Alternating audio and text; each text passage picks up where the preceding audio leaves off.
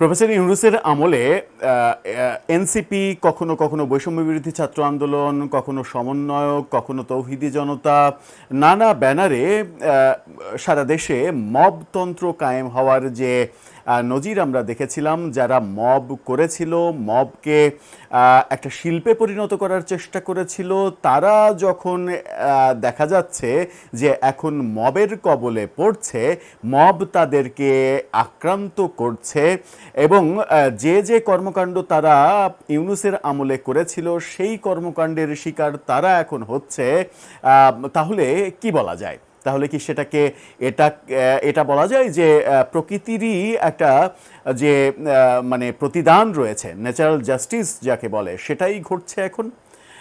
এনসিপির এক শীর্ষ নেতা, কেন্দ্রীয় নেতা, তার উপরে মব হলো, তাকে গণপিটুনি দেওয়া হলো এবং তারপরে থানায় সোপর্দ করা হলো, গ্রেপ্তার করা হলো এবং আদালতের মাধ্যমে কারাগারে পাঠানোর ঘটনা ঘটল। যে ঘটনাগুলো একেবারে সেম, এই ঘটনাগুলো তারা প্রফেসর ইউনূসের ১.৫ বছর জুড়ে করেছে ফ্যাসিস্টের দোসর নানা ট্যাগ দিয়ে।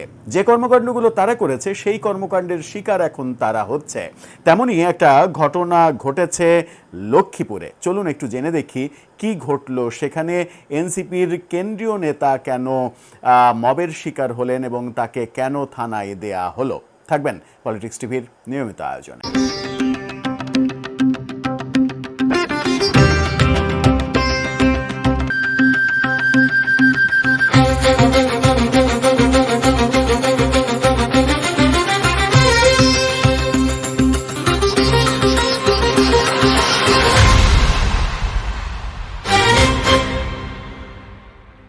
দর্শক, বলছিলাম প্রফেসর ইউনূসের আমলের মবতন্ত্র কায়েমের কথা, এবং যারা কায়েম করেছিল তারাই এখন মানে প্রতিটা ঘটনা দেখছি একের পর এক ঘটনা সামনে আসছে যে তারাই আক্রান্ত হচ্ছে।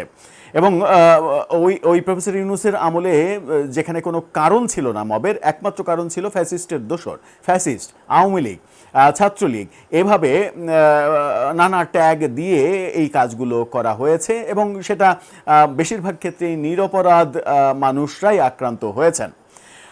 যারা সত্যিকার অর্থে আওয়ামী লীগের আমলে দুঃশাসনের মানে একেবারে কাছাকাছি ছিলেন, দুঃশাসনের সহায়ক ছিলেন, তারা কতটা আক্রান্ত হয়েছে সেটা হাতে গোনা ব্যাপার হতে পারে, কিন্তু সাধারণ আওয়ামী লীগের সদস্য কিংবা সংস্কৃতি কর্মী কিংবা মুক্তিযুদ্ধের চেতনায় বিশ্বাসী এরকম মানুষকে সবথেকে বেশি আক্রান্ত করা হয়েছে। কিন্তু আমরা ভিন্ন ঘটনা দেখছি। এখন যেটা দেখছি সেটা হচ্ছে যে অহেতুক কিন্তু আক্রান্ত হচ্ছে না, আকাম করার পরেই আক্রান্ত হচ্ছে। যেরকম আকাম যে বর্তমান যারা সরকার রয়েছে সেই সরকার প্রধান, সরকার সম্পর্কে যাচ্ছে তাই কথাবার্তা, যাচ্ছে তাই লেখালেখি, নোংরা অরুচিশীল কথাবার্তা, যে নোংরা অরুচিশীল কথাবার্তা গালাগালিকে তারা শিল্পের পর্যায়ে নিয়ে গিয়েছিল, এখনও তারা মনে করছে যে প্রফেসর ইউনূসের আমল হয়তো চলছে, এখনও সেগুলো করা যাবে। কিন্তু ঘটনার ব্যত্যয় ঘটছে বারবার। বাংলা ট্রিবিউনের এই শিরোনামটা দেখে নিন। সেখানে বলা হচ্ছে যে এনসিপির কেন্দ্রীয় নেতাকে পিটুনি দিয়ে থানায় সোপর্দ, পিটুনি দিয়ে, এবং সেখানে মানে তাকে কি অবস্থা করা হয়েছে সেরকম ছবিও দেয়া হয়েছে। প্রধানমন্ত্রী ও বিএনপির চেয়ারম্যান তারেক রহমান, স্বরাষ্ট্রমন্ত্রী সালাউদ্দিন আহমেদ ও পানি সম্পদ মন্ত্রী শহীদ উদ্দিন চৌধুরী অ্যানিকে হত্যার হুমকি সহ বিভিন্ন সময়ে বিতর্কিত ও আপত্তিকর মন্তব্য করার অভিযোগে এনসিপির কেন্দ্রীয় নেতা আনোয়ার হোসেনকে মারধর করা হয়েছে। স্থানীয় একদল লোক তাকে মারধর করে রায়পুর থানা পুলিশের কাছে সোপর্দ করে। ঠিক একই কথা, মানে এখানে তো কারণ রয়েছে যে সে মানে প্রচণ্ড মানে নীতিহীন কাজ এবং এটা ক্রাইমটা করেছে, কিন্তু তারা প্রফেসর ইউনূসের আমলে যে মবগুলো করেছিল সেখানে কিন্তু কোনো ক্রাইম ছিল না, একটাই অজুহাত ছিল, ও ফ্যাসিস্টের দোসর। ঘটনাটা যখন ঘটে, মানে গতকালকে এই ঘটনাটা ঘটেছে রায়পুর লক্ষ্মীপুর আঞ্চলিক মহাসড়কের সোনাপুর ইউনিয়নের বাসাবাড়ি বাজার এলাকায়। এই ঘটনায় আজকে সোনাপুর ইউনিয়নের চরবগা গ্রামের শফিক আহমেদের ছেলে রুহুল আমিন বাদী হয়ে এনসিপি নেতা আনোয়ার সহ মানে একই এলাকার 4 জনকে আসামি করে মামলা করেছেন। পিটুনির শিকার আনোয়ার হোসেন রায়পুর উপজেলার সোনাপুর ইউনিয়নের সোনাপুর গ্রামের মোহাম্মদ আলীর ছেলে।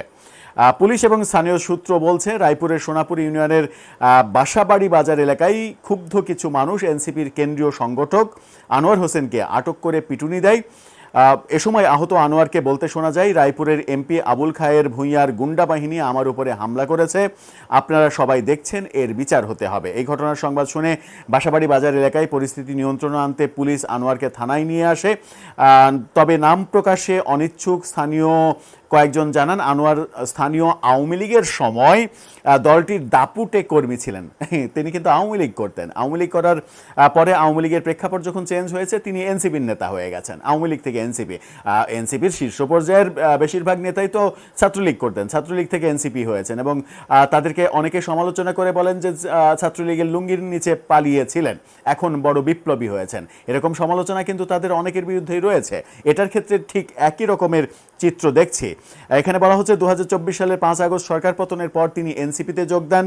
পরে বিভিন্ন সময় আওয়ামী লীগ ও বিএনপির কেন্দ্রীয় জেলা নেতাদের নিয়ে সামাজিক যোগাযোগ মাধ্যমে নোংরা বক্তব্য দিতে শুরু করেন। মানে এনসিপি হয়ে একটা মানে জোশ আসছে, তো মানে একটা ভাব আসছে, সেই ভাবটা তো জাহির করতে হবে, সেটাই তিনি করেছেন। রায়পুর থানার ওসি শাহিন মিয়া বলেছেন, আনোয়ার নিজেকে এনসিপি নেতা পরিচয় দেন।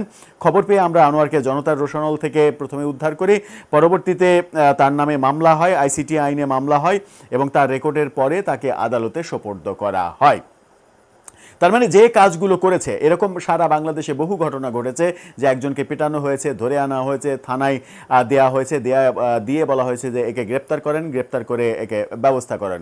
কোনো থানার অফিসার যদি বলেছে ওর নামে তো মামলা নাই, কেন গ্রেপ্তার করব, মামলা নাই, মামলা দেন, মামলা দিয়ে ইয়া করেন, কি মামলা দেব, ও মানে ফ্যাসিস্টের দোসর, এই মামলা দেন। এভাবে কাজ করা হয়েছে, এবং যারা কাজ করেছে তারা যখন আজকে আক্রান্ত হচ্ছে, তখন কিন্তু খুব সহজেই বলা যায় যে ন্যাচারাল জাস্টিসের যে ব্যাপারটা সারা পৃথিবী জুড়ে মানে স্বীকৃত ব্যাপার, সেটা আমরা একেবারে দৃশ্যমান দেখছি।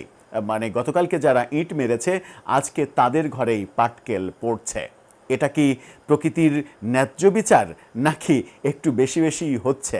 দর্শক, আপনার কাছে কি মনে হয়? আপনার মতামত জানিয়ে লিখতে পারেন আমাদের কমেন্ট বক্সে।